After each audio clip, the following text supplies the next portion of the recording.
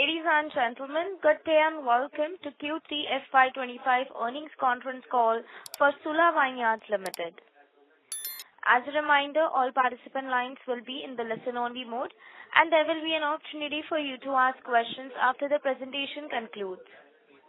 Should you need assistance during the conference call, please signal an operator by pressing star then 0 on your touchtone phone. Please note that this conference is being recorded. I now hand the conference over to Mr. Mandar Kapse, Head of Investor Relations. Thank you, and over to you, sir.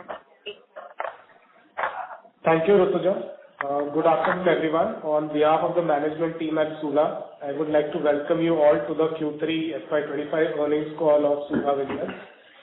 I request all of you to please refer to the Q3 press release and investor presentation available on the stock exchange and on the company's website. Today on the call, we have with us from the management team Mr. Rajeev Samant, founder and CEO, who is joined by our CFO, Mr. Abhishek Kapoor. They will take us through the results and answer your questions. As always, we will kick off today's call with Rajeev sharing his thoughts on the operating environment and the business performance. This will be followed by Abhishek taking us through the financial highlights of the quarter, post which we will open the forum for Q&A. Lastly, before we begin, please make sure to check out the safe harbor statement about the forward-looking statement. With that, I now request Rajeev to commence today's call. Thank you, Mandar. Good afternoon, everyone, and thank you all for joining us today for our Q3 FY25 earnings conference call. I hope that you've all had a chance to review our financial release for Q3, which are available on our website and the exchanges. Coming to our Q3 performance, our own brands business recorded its 11th straight quarter of growth. However, I must admit that growth this quarter was subdued and softer than our own expectations due to a multitude of factors, including a broad-based slowdown in urban consumption, especially with the urban markets accounting for more than 90% of our business. We did face a significant impact from this ongoing slowdown, especially in our two key markets of Mumbai and Pune. Additionally, state elections in our most important state market, Maharashtra, with a number of dry days and very strict code of conduct restrictions, also had an impact on sales in our largest state. And in Telangana too, which is now our third largest state and in fact challenging Karnataka for second largest status, and which has been growing really well, we consciously slowed down our placement in Q3 due to a delay in receivables from state authorities. However, on this front, I'm pleased to say things are getting better and we are beginning to see more timely payments. So going forward, we expect to normalize our shipments to Telangana. Apart from these macro challenges, in our case, our Maharashtra WIPS credit in Q3 this year was capped. Hence, it was lower by 4.7 crores compared to Q3 last year, given the capping of WIPS at 20 crores annually at our largest unit, Domain Dindori. In fact, the lower WIPS credit by 4.7 crore rupees also flows directly to the EBITDA. So this has impacted our EBITDA margin by around 200 basis points. Having said that, again, on this front, we have some good news. We have now kicked off production at our Nashik unit, and we have received a positive clarification on unit definitions. This is our fourth bottling unit in Maharashtra, which will ensure that from FY26 onwards, we can garner 100% of the maximum potential whips in our case, compared to only 80% this year. Though I should note that we will face a small hit on this aspect in Q4 as well. Moving on, we are witnessing a couple of really positive longer-term trends playing out.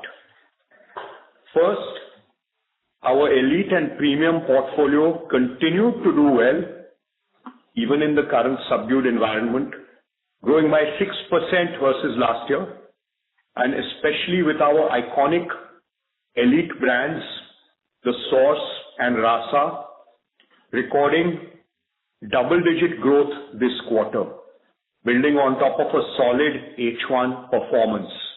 So that is definitely, it bodes very well, and it continues to be our strongest point in our portfolio. Secondly, an even more exciting trend is the growing pan-India appeal of wine in Tier 1 and Tier 2 cities outside of our top 2 states. So our revenue outside Maharashtra and Karnataka continued to see healthy traction in Q3 as well, growing by 8% after recording a high single-digit growth also in H1.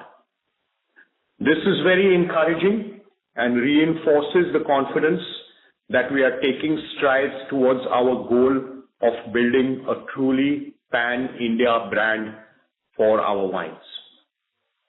We expect both these drivers to continue to power our growth journey even more meaningfully as we move forward.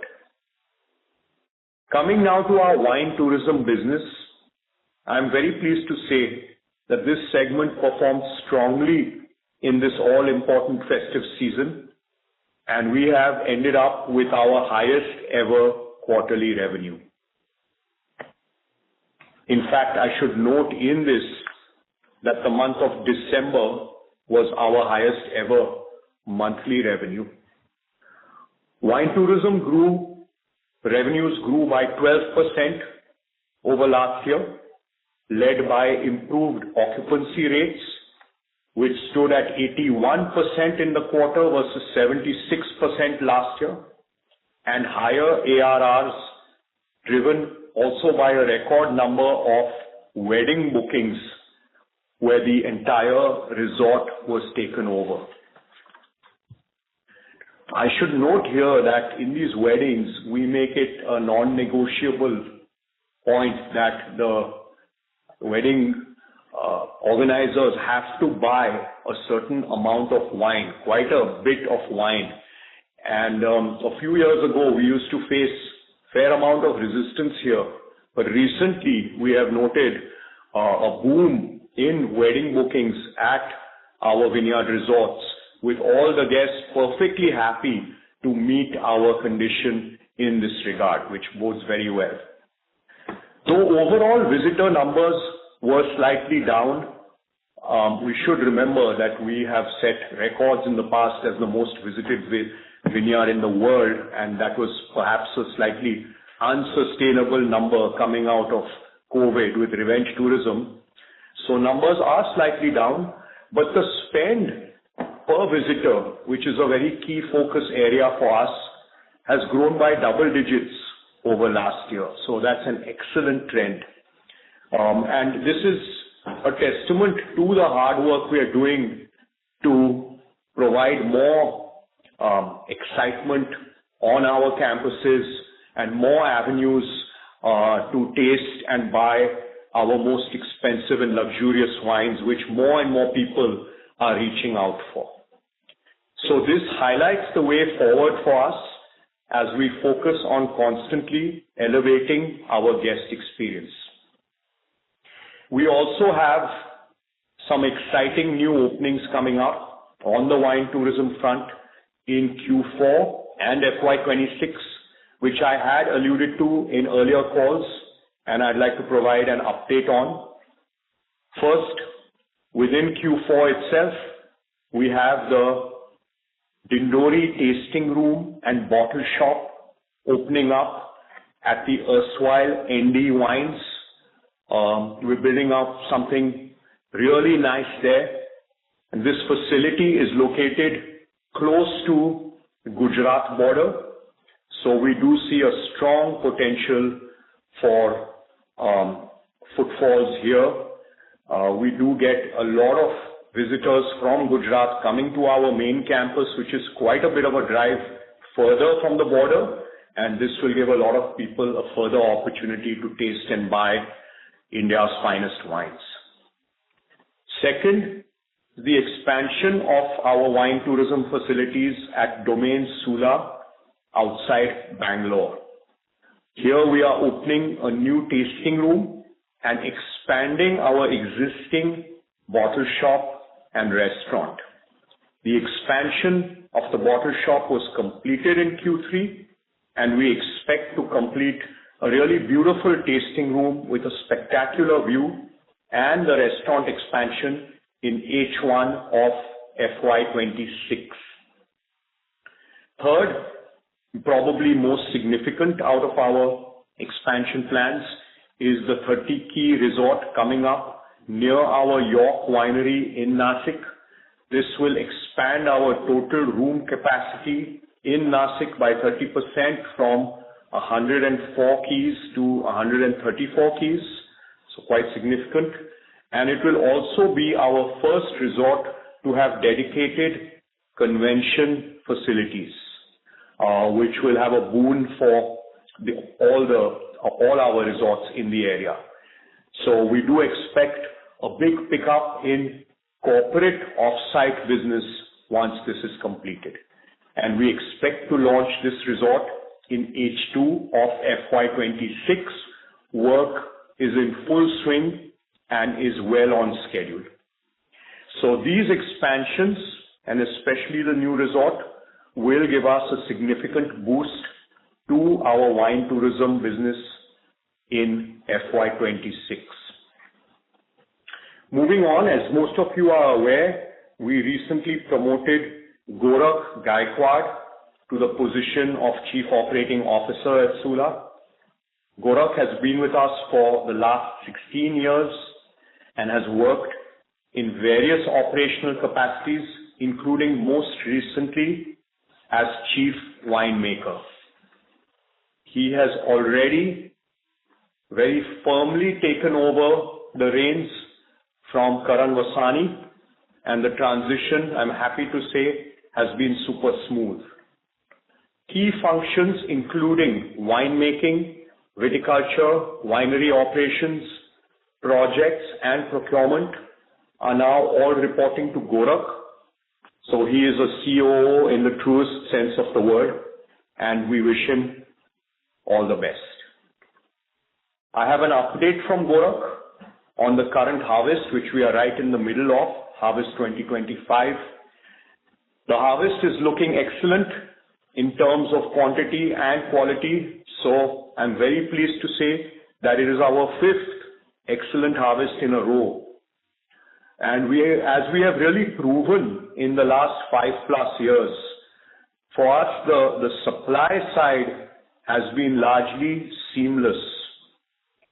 This is a tribute and testament to the hard work that our teams have been putting in. We have been working extremely hard over the last decade to mitigate the impact of climate change and global warming. And I must say today, we have a very robust and resilient system in place for our vineyards and grape procurement that to a large extent insulates Sula from the worst impacts of climate change. It is no coincidence that this is our 5th good harvest in a row, when across the rest of the wine world, there have been significant impacts on at least one harvest in the last 3-4 years, and I would say in sort of every 3 years or so these days. Talking about another very positive development and something that is hot off the press, you can say, I am delighted to say that we held the 2025 edition of Sula Fest this past weekend after a long wait of 5 years. Well, I would say that it was well worth the wait. The much anticipated event set new benchmarks for us as we witnessed an incredible turnout of around 12,000 people who thronged the festival across 2 days at our Nashik vineyard. As per our ticketing partners, Book My Show, this was possibly the only sold-out music festival in India of this size over the past year. So that's really a tribute to the hard work put in by the team and the curation of the acts and the musical talent on display. The attendees had a great time enjoying the live performances, our award-winning wines, gourmet food, and other unique experiences. This was also very notably the first Sula Fest where we did not have spirits available. Some of you may recall that in the past we were also an importer of some prestigious spirits from across the globe, which also used to be available at Sula Fest. We have walked away from that business in recent years, and hence we took a decision that for this Sula Fest and going forward, there will be no spirits. We had only wine and beer. Not a single attendee, as far as we could tell, missed the lack of spirits. We also had only Indian artists this time, I would say the best of indie Indian music. And the crowd loved it. No one missed the absence of expensive international acts. Our recently launched Sula cans, our Chenin Blanc in a can, the Zinfandel Rosé, the Red Zin, were a huge hit with the crowd. And I would say that those were our highest selling wines, were the wines in a can. So that was some tremendous exposure for this format, which we see as so exciting in the future. The fest also garnered fantastic media coverage. We are still measuring it at this point, but it's headed out of the stadium across platforms and formats, including well-known national media houses and all over digital media. So it's been a great event for brand Sula. Overall, Sula Fest was a grand success, and we believe it offers us a great platform to attract more wine enthusiasts as well as first-time consumers alike, and thus foster both category development and branding in the future. Going forward, we plan to host Sula Fest biennially instead of annually, so once every 2 years, not every year and not every 5 years. Finally, to conclude, yes, it has been a challenging year, but I do believe that in many ways we have hit a trough now, and we should start seeing a revival from here on. Moving ahead, our focus over the next 18 months is to target quality growth with greater emphasis on improving our profitability and margins. While softness in urban consumption might last a bit longer, we expect Q4 to be largely in line with Q4 of last year. And for next year, FY26, we are targeting a significant expansion in earnings.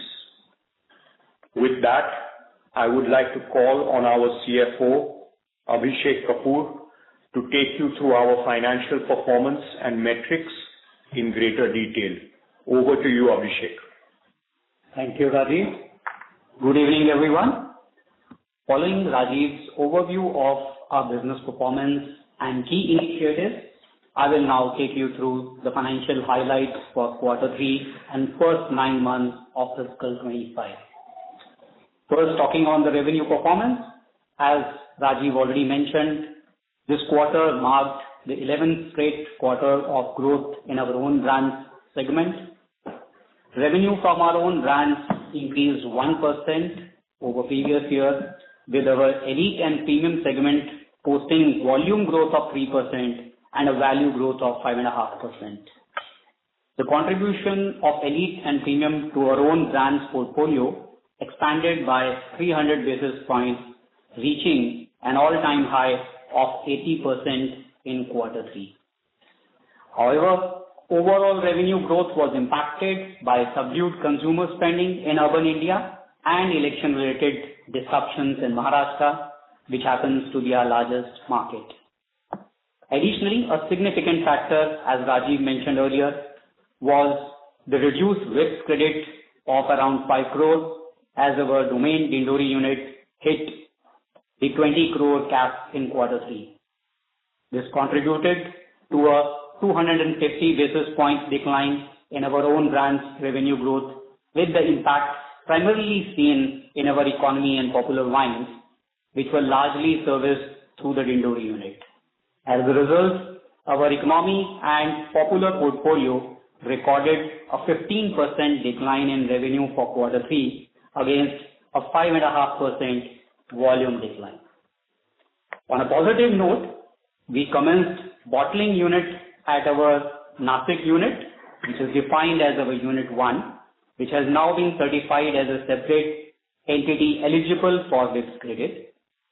Moving forward, this will enable us to capture 100% of potential WIPS benefit compared to expected 80% in fiscal 25. Geographic diversification played a key role in mitigating the impact of challenges in Maharashtra and Karnataka in Q3. Excluding these two states, our other markets collectively grew 8% in quarter 3, with over 10 states recording double-digit growth. Consequently, the share of non-core markets in our own brands portfolio increased by 300 basis points to 50%. On the wine tourism, as Rajiv mentioned earlier, in quarter 3, our revenues grew 12% over previous year. This growth was driven by improved occupancy rates, which were clocked at 81% versus 76% last year, a higher average room rates, which increased by 34%, and increased guest spending during a robust wedding season. Encouragingly, wedding demand remains strong in quarter 4 as well. Our gross margin for quarter 3 stood at 62.5%, which was down around 450 basis points over last year, primarily driven by the lower WIPS credit, which I mentioned earlier, that impacted 100 basis points decline in the gross margin. Also, we had a change in our route to market for our direct-to-consumer wines, which we sell from our own retail shops. To streamline the supply for wine tourism, we now source these wines through a distributor with a nominal handling fee for stock management. While this adjustment impacted the gross profit by around 5 crore, the corresponding increase in sales meant no absolute impact on our EBITDA. However, this change resulted in a 200 basis points reduction in gross margin. Employee costs increased by 11.5%, with 300 basis points attributable to the ESOP cost under the 2023 ESOP scheme, which had no comparable cost last year. Excluding the ESOP cost, the employee cost grew 8.5%. During the festive season, we invested in consumer engagement through tastings, gift packs, and point-of-sale material. Additionally, our expanding presence in non-core markets outside of Maharashtra and Karnataka led to a 16% increase in selling, distribution, and marketing expenses in quarter 3. EBITDA for quarter 3 declined by 26% to 54 crores, as lower gross profit and higher market spend weighed on the operating profitability. The EBITDA margin for the quarter stood at 25% with a 200 basis points impact from lower net credit. EBITDA margin also had an adverse impact from geographic diversification, with higher revenue contribution from non-core markets having lower margins versus Maharashtra and Karnataka due to the higher instance of duties and taxes. As of April 1, 2024, our outstanding WIPS balance was 73 crore. We accrued 44 crore during the first 9 months of fiscal 25, and we also received 32 crore from the government of Maharashtra towards the earlier outstanding. In January 2025, we secured an additional 24 crore, reducing the outstanding WIPS balance to 63 crore. While the interest cost for quarter 3 shows a decline of 3%, which is mainly on account of a one-off in last year cost on account of interest on custom duty, the underlying interest cost has seen a 9% growth as the gross borrowing has increased by around 75 crore versus last year. The increase in borrowing is due to higher working capital due to expansion in DSOs by 30 days as the revenue contribution from corporation markets have expanded by 110 basis points. While we are receiving pending payments from the Telangana Corporation at regular intervals, the relative DSO is still significantly higher versus other markets. We expect DSOs to moderate downward by the end of this fiscal. On CapEx front, we are likely to end this fiscal with 55 crore investment, majorly composed of our low-cost cellar, which expands 2.5 million liter capacity, and a renewables infrastructure expansion to increase our solar energy contribution from 60% in FY24 to 70% by end of FY25. We shall be utilizing 1.5 million liter capacity of low-cost cellar for the current harvest, which is underway for storing our economy and popular wines. Looking ahead, as Rajiv emphasized, our focus remains on quality of growth.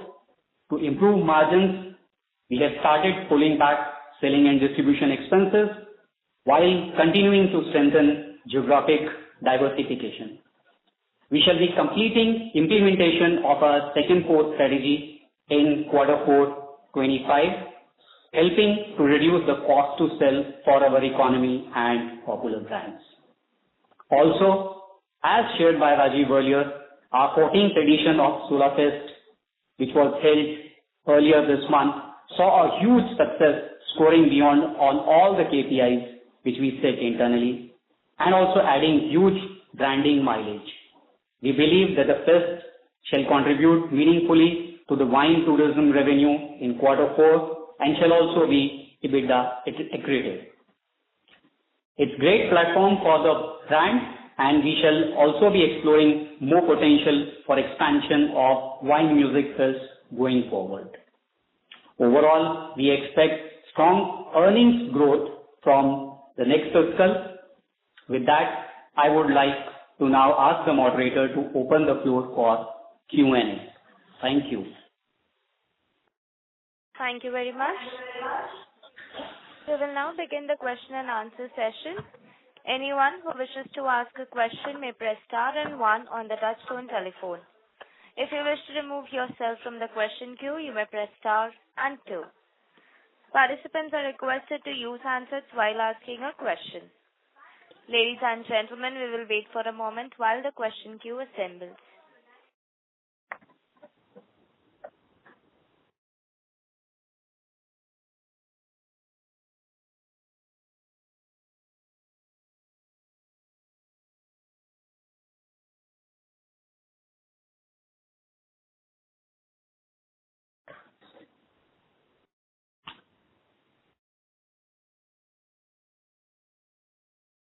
Have we lost them? The first question is from the line of Viresh Sangwan, an individual investor. Please go ahead.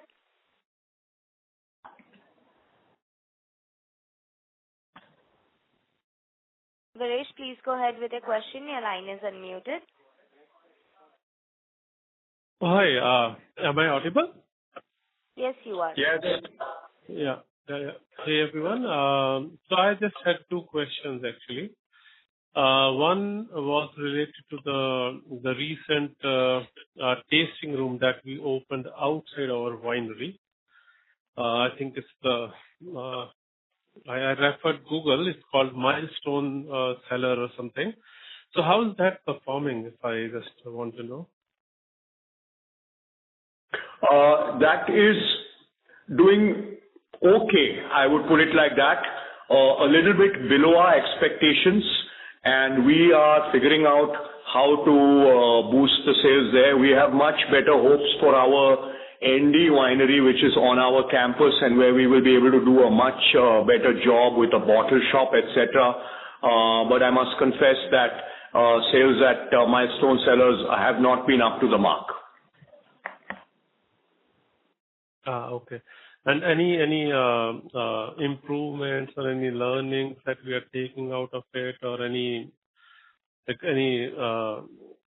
Yes, absolutely. We took a risk here. We took a chance. It's in the middle of a purely rural area. You can say rural heartland, Maharashtra, near the town of Pimpalgaon. And we wanted to take a chance to see how it can work in an area, not close to the city. I think we are taking some learnings from it that probably the next one we put up, apart from at our own campus, which of course has its own benefits in terms of tours and tastings and all that we can't really do on a standalone, should be closer to an urban area. I think that's one of the chief learnings that we have here. Okay. Best of luck on that. And my last question is related to, I happened to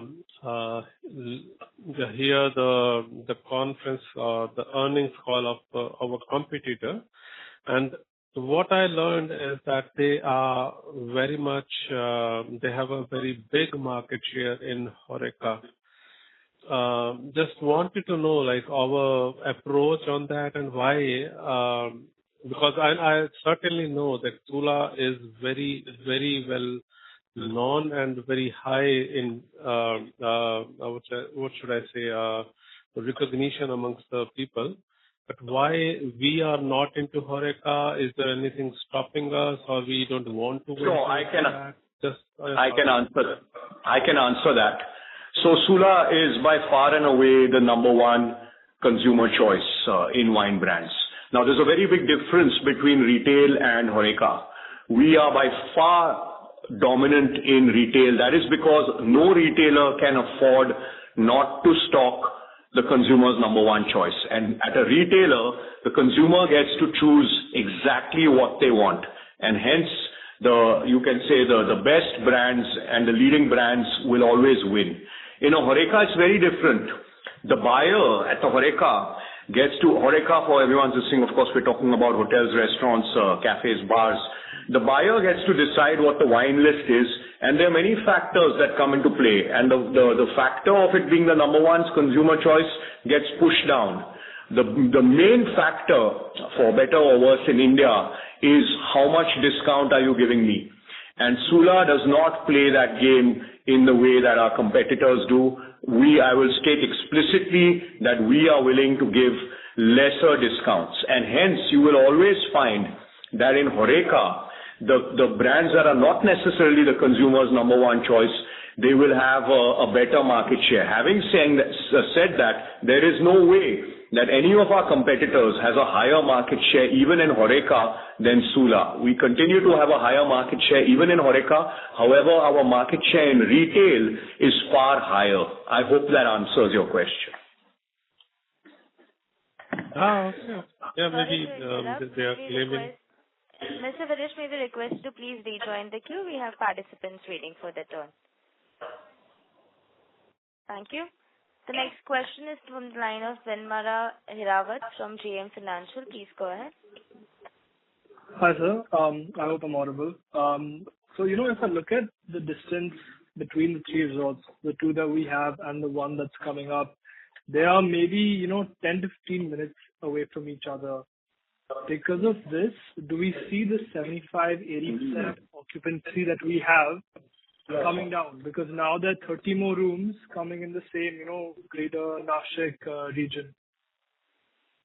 It's a good question. The same question was there when we built the new Beyond, that will it impact? And it has not impacted at all. If you see the occupancy this quarter versus 1 year ago, in fact, occupancy has jumped.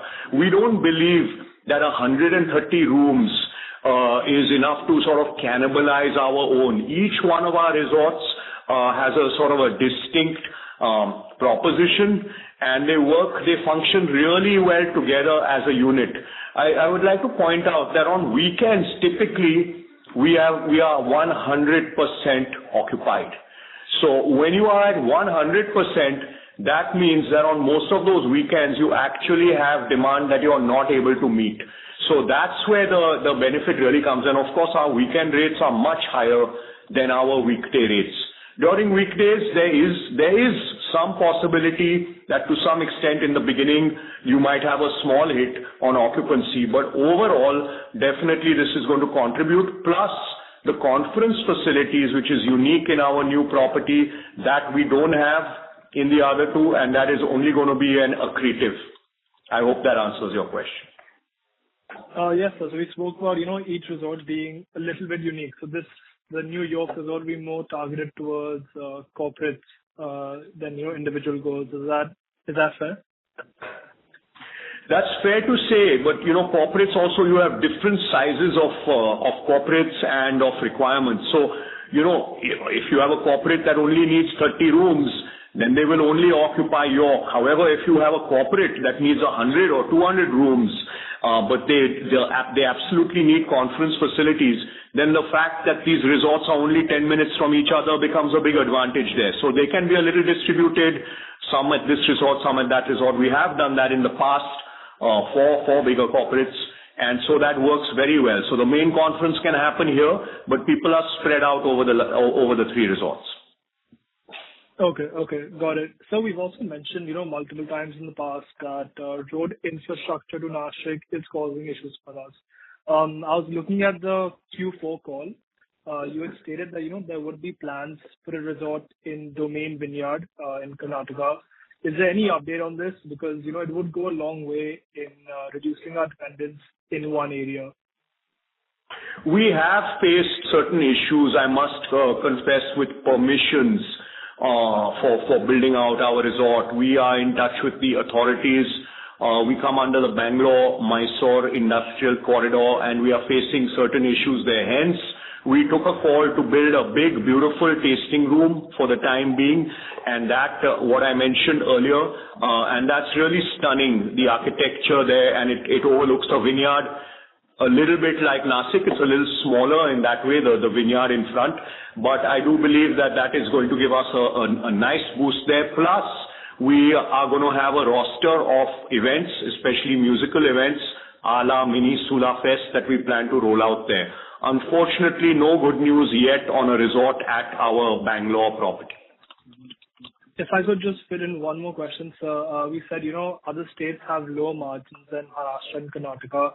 If you could just break down, Maharashtra and Karnataka margins versus other states for both elite and economy separately, that would go a long way in helping analysis. Sorry, I'll take this question. This is Abhishek here. So, in fact, this question we have answered in the past as well, that due to the duties benefit, the lower duties in these two states, we get a benefit in terms of the operating margins in these two states. In terms of the variation between the margins, it ranges between 500 to 700 basis points between these two markets versus others. I must also mention that some of the newer markets outside of even Telangana, Rajasthan and West Bengal, which have been well penetrated by us, the others continue to be, sort of a focus wherein our spends with respect to building the market, they continue to be high, but which tend to, once we penetrate these markets further, the spends will get restricted and the margins will improve over there. Hope this answers your question. Yeah, so this 500, 700 bits difference in EBITDA margin is the same for elite and premium and economy as well, or is it higher difference for elite? Any word on that? So, just to answer this, in fact, outside of Maharashtra and Karnataka, the percentage of eco-pop, the economy and the popular brands is much lower versus what we have in Maharashtra and Karnataka. This is because of the economics, as the duties are higher. So we have a larger contribution of revenue coming in from elites and premium in the markets outside of these two core markets for us. Okay, sir. Thank you. Thank you. The next question is from the line of Naman Shah from Monarch Networth Capital. Please go ahead. Hi, sir. I just have two questions. First of all, I wanted to ask about the selling and distribution cost. We have repeatedly mentioned in the presentation that we had high S&D spend. So what will that amount be? So Raman, the S&D cost which has been mentioned in our presentation that pertains to our distribution markets, the direct distribution markets, where this cost typically ranges between 35 to 36%.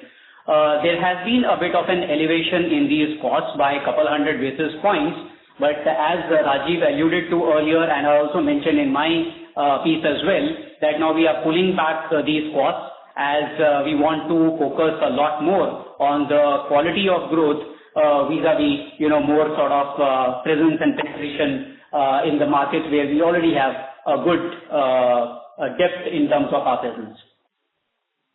Right. And one more question, sir. So you talked about discounting. You talked about offering discounts. So since competitors are also offering discounts, how much discounts are we offering to the retailers in that sense? I will answer this. Generally, we offer less discount than our competition. So we've been holding this line, and we do believe that this is the right way. We are already offering adequate, I would say more than adequate discount to the retailers, but some of our competitors offer even more, I would say, to a really an unnecessary and unsustainable extent. But we are fairly significantly lower in most markets, and still I am happy to note that in most markets we continue to gain market share, albeit in a small way, but we are still gaining market share in India. Right. Sir, but could you kind of quantify this discount that we offer? So, as I mentioned, Raman, earlier, I was alluding earlier to our distribution markets. If we talk about our other markets where, this is appearing in our selling, distribution and marketing line, this is typically around 17 to 18% of our revenue, the net revenue. As Rajiv was just mentioning that, we prefer to, offer less discounts to the retailers. Instead, we prefer more in terms of our reach to the consumer by means of holding more tasting sessions and offering, consumer offers, which helps in terms of building the full effect as against just a push to the trade.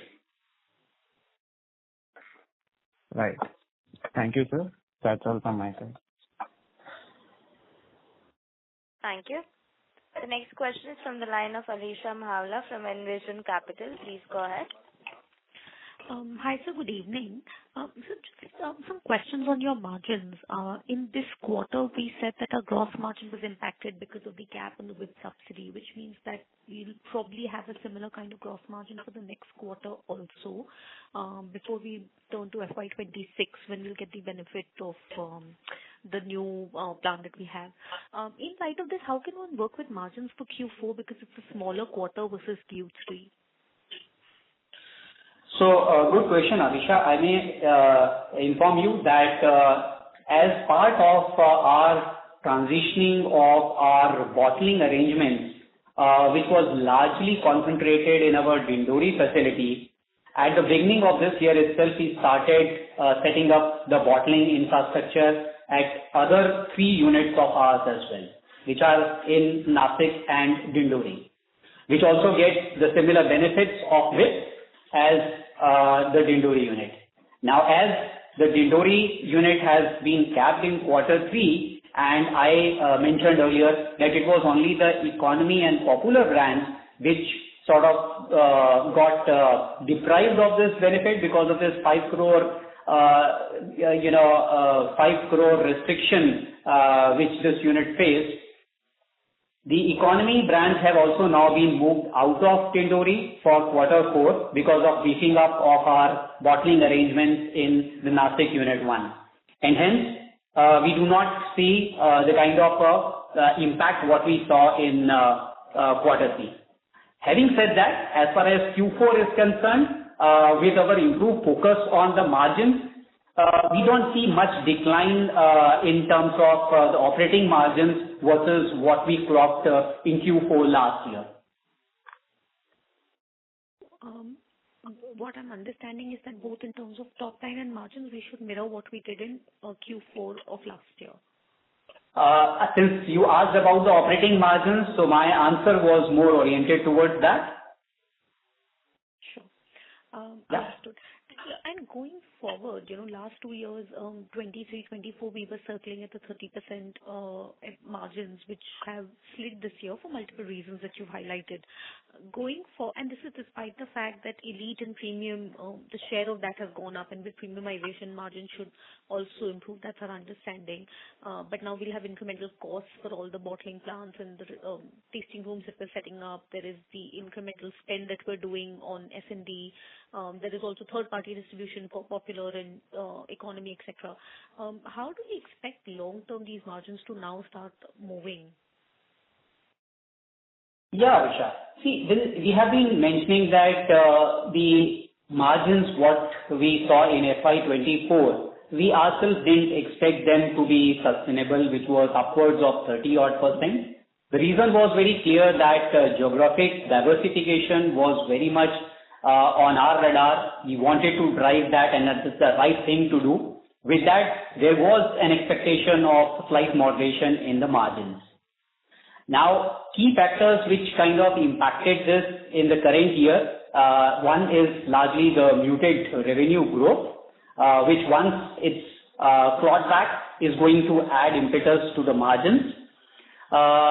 Apart from that, with the, various initiatives which are being taken mainly in terms of reducing the S&D spend, we expect the margins should claw back, couple 100 to 300 basis points from where we sort of ended our YTD 9 months period. Understood. And just one last question again with respect to margins, if I may. You mentioned in your opening commentary that demand is weak, especially urban consumption seems to be tepid this quarter, last quarter. And while you're the best judge of it, would this be the most appropriate time to pull back on S&D spend when demand itself is weak and we may need to incentivize the channel a little bit more for whether it's placement or sales of any kind of format? Avisha, we have witnessed very clearly that offering, more channel margins or discounts actually doesn't help in terms of the consumer offtake. It only helps in a short while to,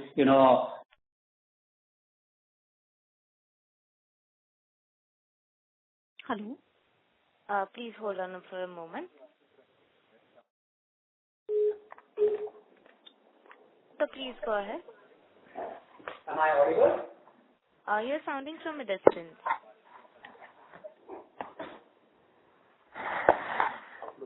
Yeah, am I audible? Yes, you are now. Please go ahead. Okay, sure. So I was answering that with, this moderation in the discounts, we see that the margins to improve. And to your question in terms of whether there would be any kind of a downside impact, the answer is no. Because in terms of building the connect with the consumer through various offerings, holding more number of tasting sessions, And also, the Sula Fest is also going to come to benefit in terms of getting some of this demand back. So the right measures are being put in place as against relying on more discounts being offered to the trade. Understood, sir. Thank you. Thank you. The next question is from the line of Siddhant Dand from Goodwill. Please go ahead. Yeah, hi. Am I audible? Yes, you are. Yeah. So my first question was regarding our working capital. So working capital seems a little tight, and we have aspirational growth plans, setting up new facilities, growing sales and aging requirements of wine. So what kind of dividend payout do you expect to give in the future? Because it felt like you were funding dividends from working capital in the past couple of years. Sure, Siddhant. So, fair question. I mean, in terms of the past, if I were to talk about FY24, till the time the WIPS policy was awaited and there was a huge accumulation of the past WIPS balances, the accrual, there was a situation which was, more tight on account of the monies being expected from the government. However, having said that, with the regular inflow of funds, if I were to tell you in terms of our YTD WIPS that we have received is close to around 57 crore this year thus far. Last year we received around 100 crore. And you will assume that why is it that the working capital scenario continues to be a little bit on a tighter side? That's mainly because our revenue contribution coming in from the corporation markets that has been inching up. As I mentioned earlier, it has increased this quarter as well by 110 basis points. Now, the relative DSOs which we have from the corporation markets versus the distributor market, they are higher. And hence, there is a more requirement of, working capital. But that is not a scenario what we see, in terms of the period ahead. There is a moderation which is happening as the past outstanding from the Telangana corporation state, they are coming down, and it will help in terms of, reducing this gap of working capital funding. And to answer your question on the dividends, it's clearly related to, the strong reserves that we have. So we don't see any challenge with respect to the kind of trends we have been maintaining on dividends. Okay, perfect. My next question was regarding, the correlation of wine shop quality and the sale of wine.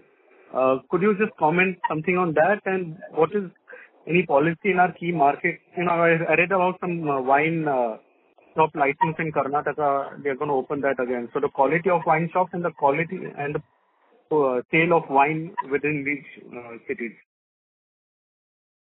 If I understand your question correctly, you're talking about the demand and the quality relation, the quality of wine, and then you're talking about the retail. Sorry, I didn't get your second part of the question. So what is the correlation between the sale of wine, percentage of wine sold in a shop, to a better quality store compared to one of the older stores where you have to queue up in a line? See, a discerning consumer who is a wine enthusiast will always appreciate a quality wine versus going in for the cheaper wines, which are available dime and dozen. Now, one thing which we have been consistently maintaining is in terms of offering the quality wines at the appropriate price, so that the discerning consumer is not, left wanting. So our offerings, while the quality of the retail store, because we are seeing 7-Eleven and others starting to keep Sula wine. So yes. Is that improving our sales, wine and the percentage of liquor consumption? So I would say, early to say that. In terms of the further penetration into the retail shops and particularly in the organized trade, which are basically full format, stores, it's not so prevalent still, and that too from state to state it actually differs a lot. But yes, in terms of its presence, we clearly see that there is a positive impact on the offtake of the wine. Sorry to interrupt. May we request you to please rejoin the queue, sir? We have participants waiting for their turn. Thank you. The next question is from the line of Priyanka from Value Prolific. Please go ahead. Yeah. Hi. Thanks for the opportunity. I just want to understand the wine landscape in India because it's still at a very nascent stage. And what is the percentage of domestic wine consumption versus the international wine? And what percentage of that is captured by Sula and its immediate competitor, which is literally wines? Thank you. So, in terms of the landscape, the overall wine market is expected to be closer to 1,500 crore, of which around 1,000 crore is captured by the domestic wines and 500 crore by the imported wines. Within that, if we see in the elite and premium category, Sula enjoys around 60 shares. This is our own assessment and the data which we get from various corporation markets.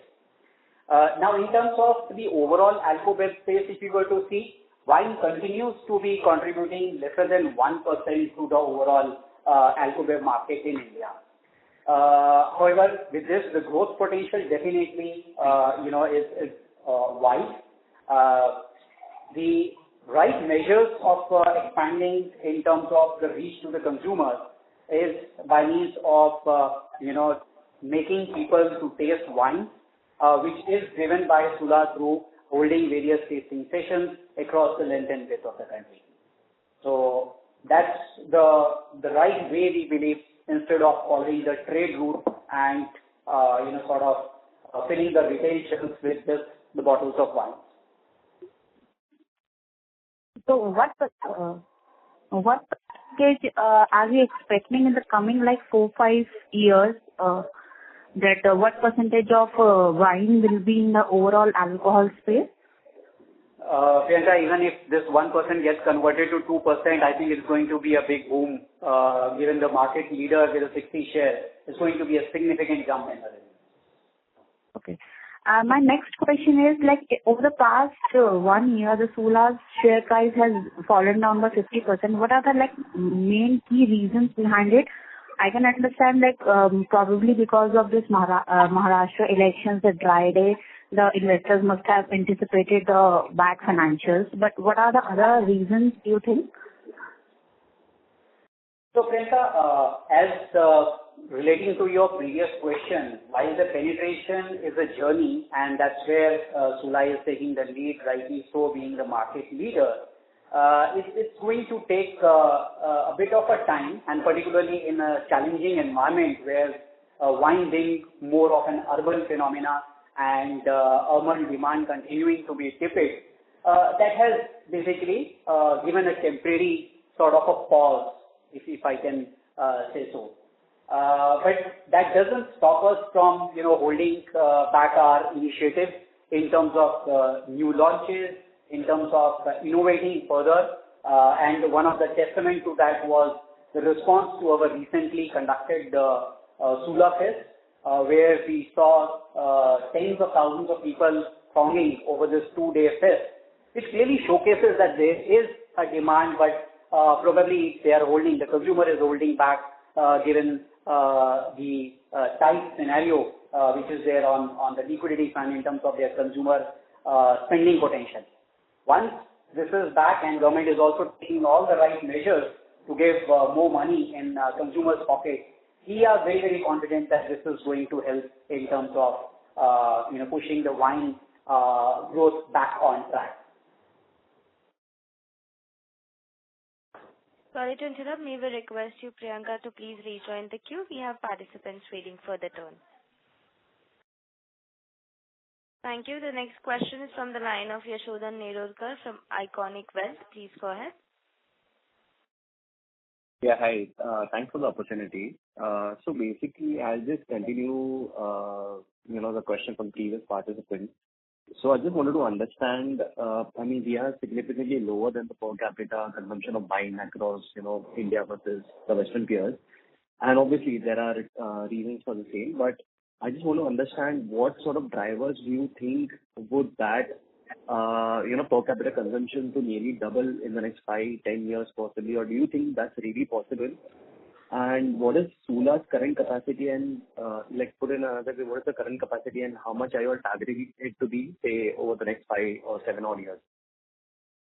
Sorry. That's my first question. Definitely. So first, in terms of the demand, let me give you a comparative. I mean, we are where probably China was 30 years back. Why the right comparative with China market? Because 30 years back. Again, a non-native, wine consuming market, per capita, for us is slightly over 40 ml per person per year, and China currently is close to a liter per person per year. And 30 years back, this is where they were. I mean, 30 to 40 ml per person per annum. So we are on the right track, I would say that, because more and more consumers today are demanding. As people are traveling to, Far East, traveling to Europe, they come back with the experiences and they want those same experiences over here back in India, which is where we are, right there with the right set of offerings, the quality wines for them to taste and get sort of, habituated to versus their preference over spirits and other alcohol.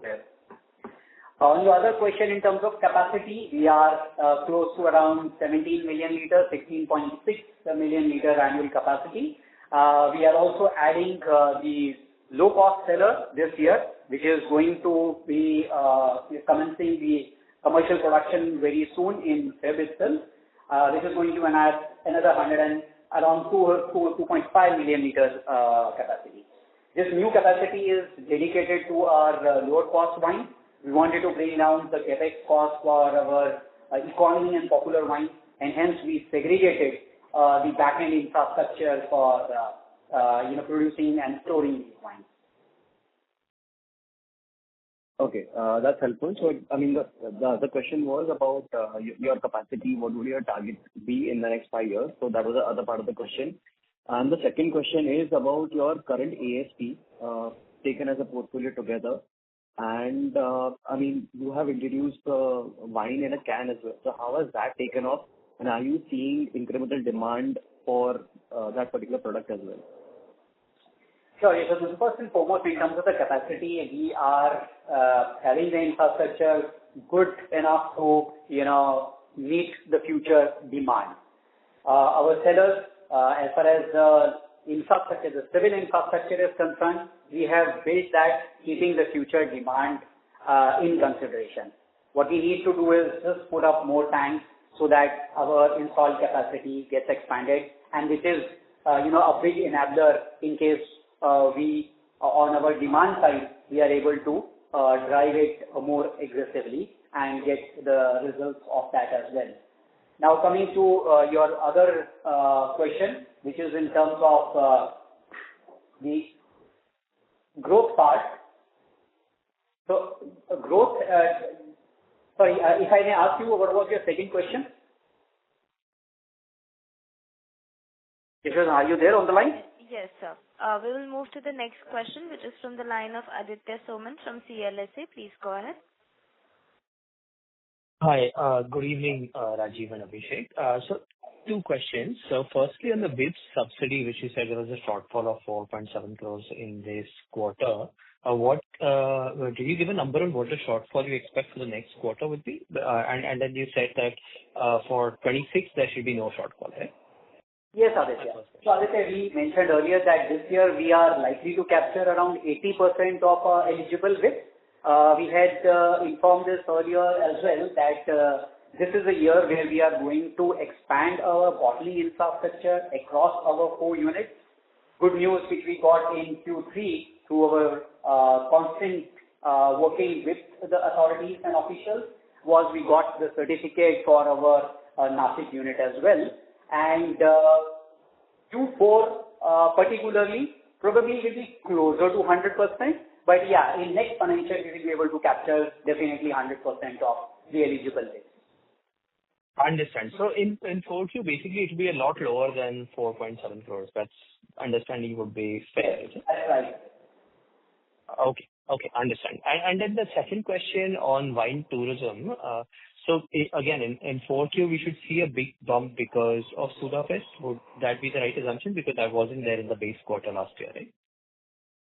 Yes, definitely. This will give us a boost in terms of the revenue, and we are also expecting this event will be a bit accretive for us, while the numbers are yet to be aggregated. But it has clearly scored on all the KPIs that we set for this event. So it augurs really well for our quarter four as far as the wine tourism revenues is concerned. Okay, understand. Very clear. Thank you. Thank you. Ladies and gentlemen, this was the last question for today. I would now like to hand the conference over to the management for closing comments. Thank you. Thank you all for joining us on this call. As Rajiv mentioned earlier, definitely this has been a tough year for us, but we really expect a rebound from here as various measures by the government are being rolled out to get more money into the consumer's pocket, and that definitely is going to augur well for our growth onwards. Thank you once again. Thank you. On behalf of Sula Vineyards Ltd, that concludes this conference. Thank you for joining us, and you may now disconnect your lines.